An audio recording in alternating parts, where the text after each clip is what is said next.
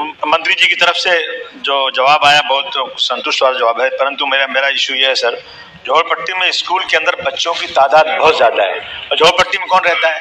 झोपड़पट्टी जो बस्ती है सर, तो लोग जहाँ जगह मिलती घर बना लेते हैं, गरीब लोग रहते हैं, टॉयलेट उनका जो है सब जो है कंबाइन होता है, अलग अलग सब एक साथ रहता है उनका टॉयलेट।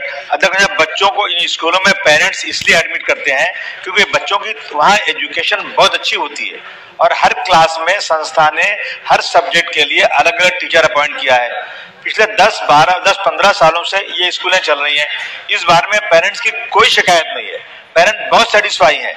स्कूल अनऑथराइज गैर कानूनी है ये मालूम होते हुए भी बच्चों को दाखिल कराने के लिए ऐसे स्कूलों में बराबर लाइन लगी हुई है और ऐसे स्कूलों में भी जगहें कम पड़ रही हैं, इतने बच्चे वहां पर हैं। पेरेंट बहुत ही खुश हैं इन स्कूलों के एडमिशन दिलाने में। इन स्कूलों के पास सिर्फ एक ही चीज, मंत्री महोदय का मैं ध्यान चाहता हूं, इन स्कूलों में सिर्फ एक ही चीज नहीं है कि जितनी कानून के मुताबिक जमीन लगती है इनके पास नहीं है।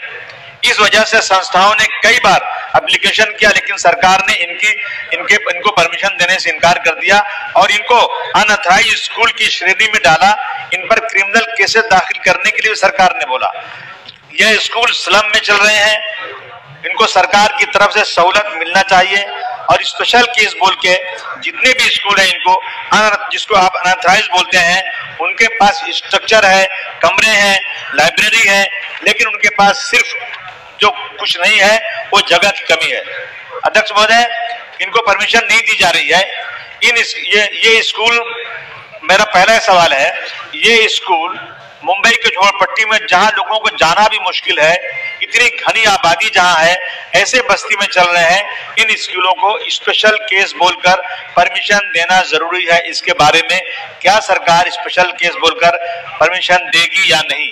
दूसरा सवाल मेरा सर, 1987 में ऑपरेशन ब्लैक बोर्ड शुरू किया गया था एजुकेशन को प्रमोट करने के लिए। 4 रूम के स्कूल को भी परमिशन दिया गया था। क्या सरकार इसी तर्ज पर इन स्कूलों को परमिशन देने पर गौर करेगी क्या?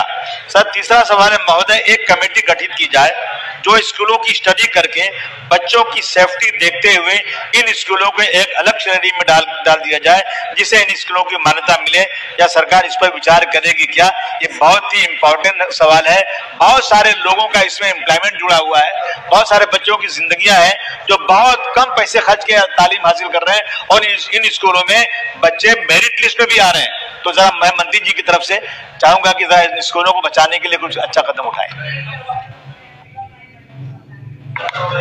अध्यक्ष महोदय, पालकांचा मोफत व सक्तीच्या शिक्षणाचा हक्क अधिनियम 2009 मध्ये काही तरतुदी आहेत आणि त्या तरतुदीनुसार सदस्यांनी आपापसात बोलू नये। शासन निर्णय 29/6/2013 अन्वये आपापसात चर्चा सदस्यांनी करू त्या नये। शाळेमध्ये